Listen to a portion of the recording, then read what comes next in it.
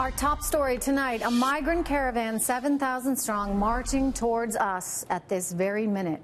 The president insists he will not hesitate to shut down our southern border.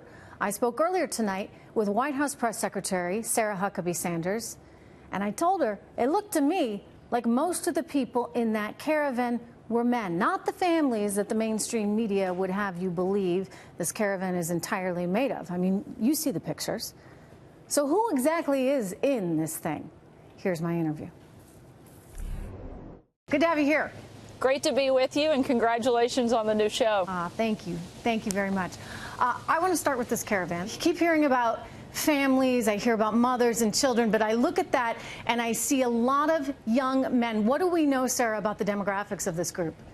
Look, certainly this is a huge concern for the president. That's why he's been talking about it for months. We have to secure our border. We have to stop these loopholes. We have to change our laws, and Democrats have been unwilling to do that. And hopefully they're seeing these images too, because I know all of America is.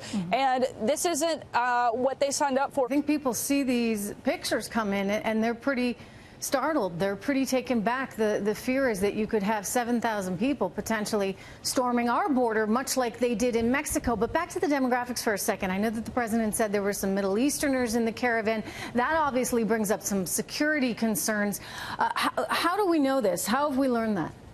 Look, we have a lot of information that's coming to us about this. One thing that we know is that we have 10 known or suspected terrorists that attempt to cross our border every single day. And you have this massive group trying to push their way across the border. And that's why the president wants us to have a system in which we know who's coming into our country, why they're coming here, and what they want to do when they get here. We have to protect our borders and therefore protect the citizens of our great country. It makes sense to me, and I would only point out that there is a very large population of Middle Easterners in South America, actually in the Paraguay region. It's the largest source of funding for Hezbollah outside of Iran. So, one of the concerns, I think, is a decent one. Who's in this group? Who's coming here? Let me ask you this. I mean, what is Mexico doing? We got word last week that it looked like Mexico was trying to stop this caravan, but it certainly doesn't appear that way, given the stampede across the border. Are we going to suspend aid to Mexico if this actually reaches the U.S. border? Look, we have been talking with our allies in Mexico. We want to continue to be able to work with them, and the president is calling on them to step up and continue to play a big role here and help stop these people from illegally flooding into our country. The security piece is a major concern. We have to know who's coming in and what they're coming for. You've mentioned the number of males. We've seen a huge increase in the number of males that are coming and in the number that are bringing kids here that don't happen to be their kids, and that is encouraging this open borders policy that Democrats have allowed to take place in our country and have in some cases even purposefully advocated for, has increased that number and made it far more advantageous for human trafficking, smuggling, and cartels. And this is a president who said enough is enough. We're not going to continue to let this happen. We're going to do what it takes, and we're going to stop people, particularly dangerous people, from coming into our country. One of the ideas that we're hearing is that you may have a new policy on family separation.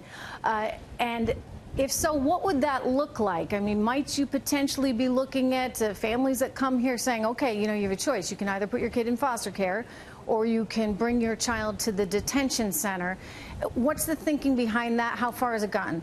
Look, we're not ready to announce any type of policy change right now, but what we do want to see is illegal immigration stopped. We want to see the massive amount of drugs coming into our country, the cartels, human trafficking. That is a huge concern. It's often ignored that a large percentage of these individuals, women in particular, are raped. Over 60% of people that make this journey are violently attacked across this process, and that's not good for anybody. And we want to see that stopped, and the president wants to make sure we're doing everything we can to do that. Yeah, so you don't want to incentivize, I suppose, people to come here because it actually can create other crimes along the way, as we've seen so many of those women and children become victims of that. Let me turn, Sarah, to the potential for tax cuts. I'm never one to turn down a tax cut. I like that idea, I really do, but I'm wondering about the logistics of this and whether or not you guys can actually do something like this before midterm. terms. What's the If reality anybody of that? can get it done, it's President Trump. So he's basically outmaneuvered everything and everyone. They said he couldn't get, the original tax cuts passed, and he did. They said he couldn't get Supreme Court justices through, and he did. They said he'd never reach 4% growth, and he did. They said that he would never be able to renegotiate NAFTA, and he got an incredibly new and historic trade deal. This is a person who likes a challenge and certainly likes to make sure that he's fighting to help protect Americans and get more of their money back in their pockets. So he's serious about it. This is something he wants to get done, and certainly something that I think you'll hear him talk more about. Okay, Sarah, let me ask you briefly about Saudi Arabia. I know the president said on Friday that he'd consider sanctions. He told Reuters that. This is a challenging spot for him and for this administration. How do we preserve our working relationship with Saudi Arabia in the face of all this? Right now, we're still kind of in the fact-finding phase. The president wants to make sure we get as much information as possible before he makes that determination. And that's why he's demanding that he get that, not just from the Saudis, but from a number of other sources. We're going to continue doing that, and the president will make a determination once he feels like he has all of the information he needs. Mm-hmm. I want to turn to this mob issue briefly because, gosh, Mitch McConnell being heckled over the weekend. You, Sarah, you went through that yourself when you were just out for dinner with your husband and your in-laws. I mean, do you ever, I know you're a mom, you're a woman, you're a mom, you work in this administration. Do you ever think to yourself, we're reaching a tipping point in that now you've got the likes of leaders in the party like Hillary Clinton saying, we don't need to be civil. We don't need to be civil until we win. Do you worry about this just as an American? Absolutely, and you've got Democrats literally calling on people to a lifetime of harassment for anybody that's worked in the Trump administration.